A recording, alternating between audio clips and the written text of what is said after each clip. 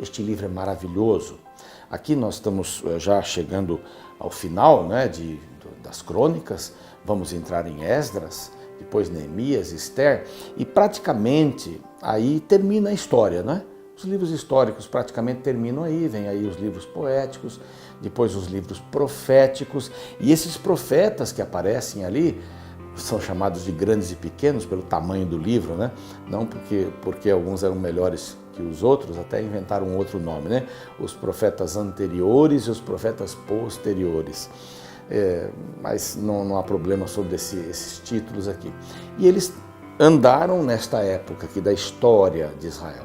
Então a história praticamente vai até Esther, um pouquinho mais, se estende ali e tal, mas não passa disso. Chega ao ano 400, aí do 400 até o ano 60, 70, houve um silêncio, né, no que diz respeito à composição dos livros bíblicos, né, do cânon bíblico. E aí o Novo Testamento começa a partir aí do ano 60, com Marcos, né, escrevendo o primeiro livro um pouco mais cedo, um pouco mais tarde, aí há umas variações de datas com respeito a esse início do Novo Testamento. Mas a palavra de Deus é essa, ela é simples, é a história do povo de Deus. Desde Adão, passa ali por Noé, passa por Moisés e vai indo o povo de Israel, né, saindo do Egito, entrando em Canaã, depois daquela volta grande de 40 anos, né? E ali tirando os povos, se estabelecendo, a luta de servir a Deus ou não servir a Deus, esta é a história, né, dos reis, ali, primeiro dos juízes, depois dos reis, servir ou não servir, há divisão, né? Com a morte de Salomão, o reino se divide em dois, norte, sul, norte já põe a perder a visão espiritual, adorando bezerros de ouro. O sul, que é Judá, permanece com o templo que foi construído na época de Salomão e a vida segue assim. A Bíblia conta essa história dos reis que não foram bem, do norte nenhum, né? Do sul, uns 7 foram mais ou menos, 2 aí, ou 3 um pouco melhores, né? Ezequias é um deles. Josias é outro, né? Estamos vendo agora a respeito de Josias, fizeram grandes coisas, reinauguraram, né, o templo que estava lá manchado com ídolos e com sacerdotes e sacerdotisas, prostituição, uma coisa assim horrível, né, dentro do templo. Como que as coisas chegaram a este ponto? Então Satanás sempre trabalhando para criar uma ruptura entre a promessa de Deus, do Messias, e a chegada do Messias. Então, aqui a gente já está indo para os finalmentes da história, né, dos reis, do povo de Israel, assim como povo, como nação, e aí os profetas vão trafegando aqui nesses momentos.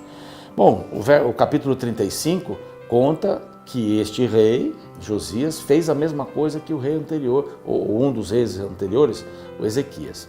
Ele restaurou a questão do templo e celebra a Páscoa.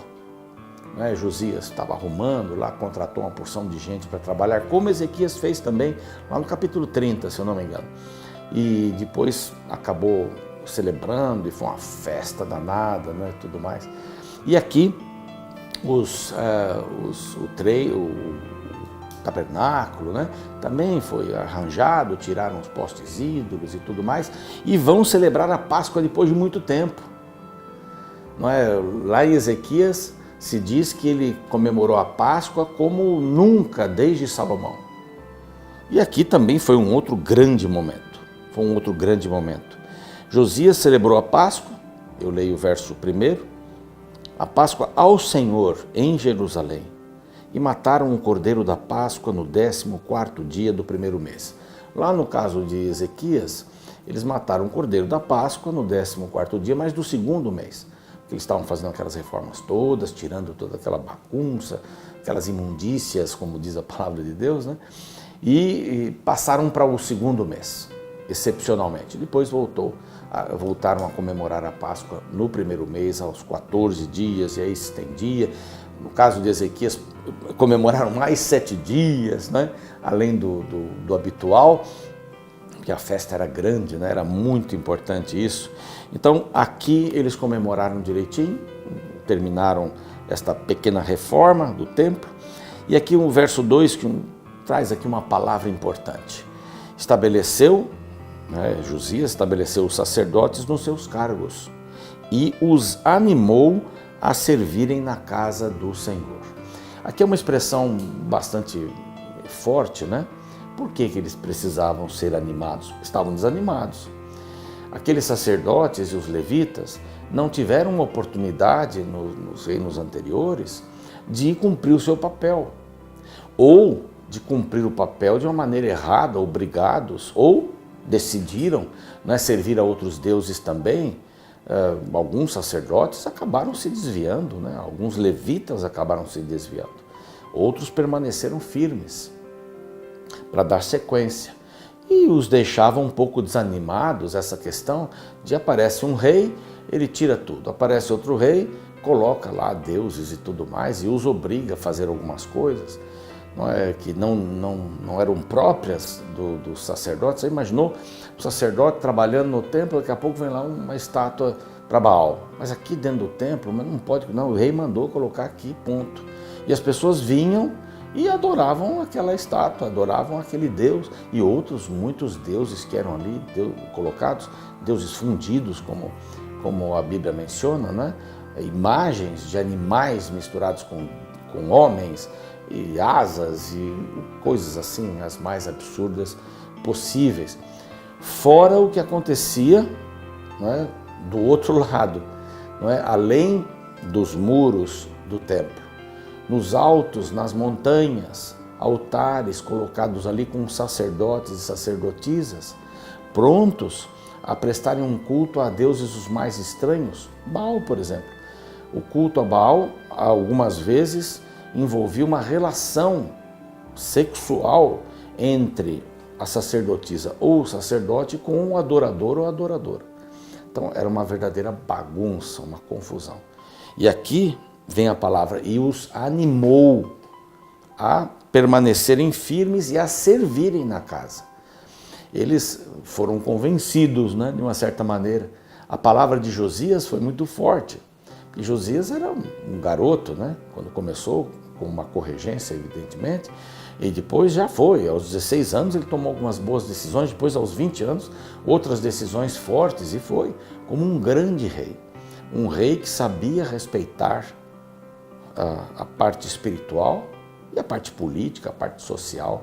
Foi um grande rei nesses sentidos todos. E Deus o dotava cada vez mais de inteligência, de sabedoria. Ele animou aos sacerdotes para continuarem. Na vida cristã também é assim. A gente precisa estar sendo animado pelos outros irmãos, conversar, dialogar, comungar. Por isso que os grupos pequenos, para estudo da Bíblia, para comunhão, são muito importantes. Esses pequenos núcleos que a gente vai formando. A gente não é uma ilha, não pode viver sozinho. A gente tem que ter um grupo de pessoas nos apoiando, orando uns pelos outros. Por isso que nos tempos bíblicos do Novo Testamento, eles tinham muito contato com as pessoas, e eles se ajudavam mutuamente.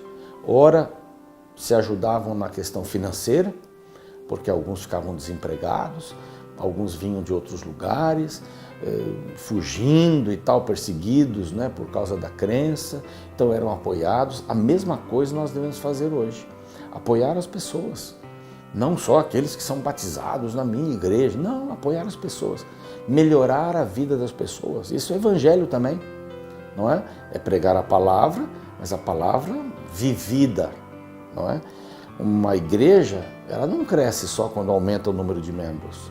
Uma igreja cresce quando ela muda a realidade do lugar onde ela está. Se essa igreja está estabelecida no bairro X e você não consegue ver mudança nenhuma naquele bairro, mas o número de pessoas está crescendo, é uma coisa errada. Porque esses núcleos que Deus colocou, essas casas de oração para todos os povos, como o Novo Testamento chama, nós chamamos de igreja, não há nenhum problema, mas foram colocados nesses lugares para mudar a realidade das pessoas. E é assim que a gente deve fazer, animar as pessoas.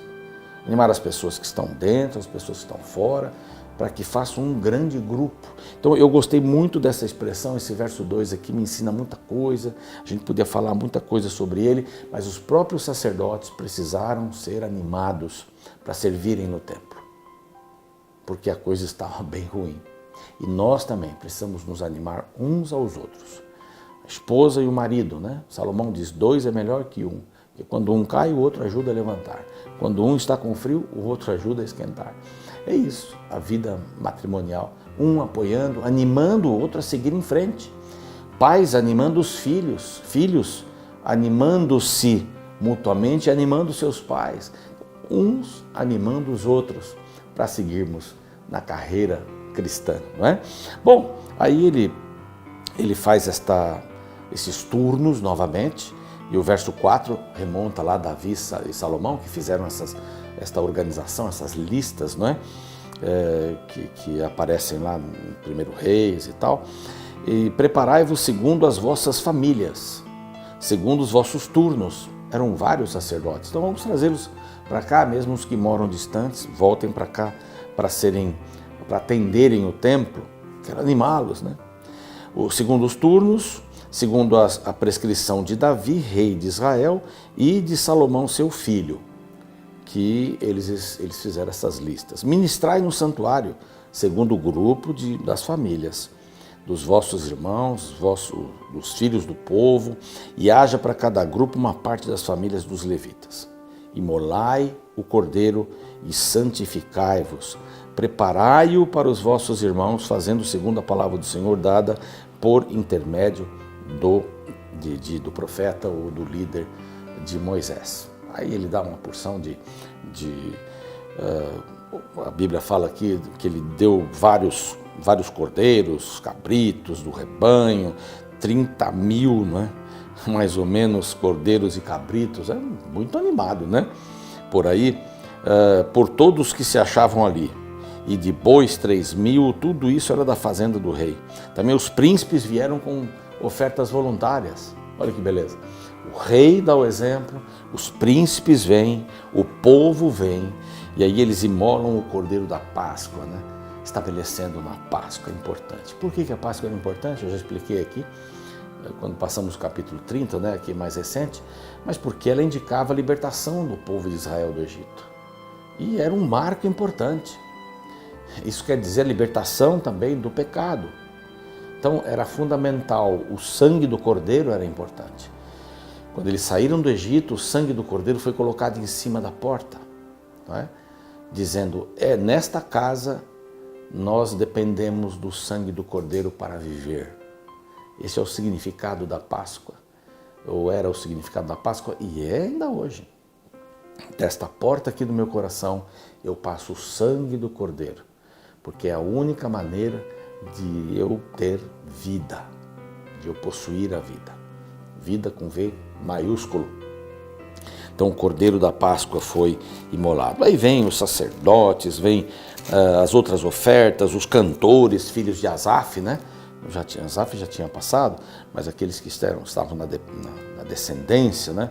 Então se estabeleceu o Senhor naquele dia para celebrar a Páscoa, verso 16, sobre o altar, segundo as leis, o mandado de Josias. Josias queria restaurar essa questão. Mas aí, no final da sua vida, ele se mete com uma pessoa errada. Estava ali subindo Neco, o rei do Egito, indo contra Carquemes, e ele foi se meter ali na briga, e o próprio Neco disse, rapaz, o meu negócio não é com você hoje, eu não vim lutar com você, eu vim para um outro objetivo. Mas Josias insistiu ali, a gente não sabe por que exatamente, e não tornou atrás. Aí o verso 22 tem um porém triste aqui, né? Porém Josias não tornou atrás, antes se disfarçou para pelejar contra ele. E o que aconteceu? Um flecheiro atirou e acertou nele, e ele acabou morrendo. Jeremias faz um cântico aqui, de lamentações para Josias, e o povo chorou bastante. Todo Judá, no final do verso 24, todo Judá e Jerusalém prantearam Josias. Foi um grande rei, restabeleceu muitas coisas, boas lembranças. Bom, que possamos também ser assim, né? Praticar, estarmos animados e animarmos as pessoas também. A prática do bem, fazer as coisas corretas. Assim foi Josias, um bom exemplo para a gente seguir. Vamos orar? Pai querido, pedimos a Tua bênção para esse dia. Nós estamos entendendo que o Senhor deseja que animemos as outras pessoas que estão ao nosso redor, para ficarem firmes na fé. Os embates são grandes, as lutas são grandes. Estamos numa gangorra, sobe e desce, assim é o mundo, mas que possamos olhar para Jesus, possamos nos animar no dia de hoje e seguirmos em frente, porque é um reino que o Senhor foi preparar para a gente. Em nome de Jesus te agradecemos. Amém.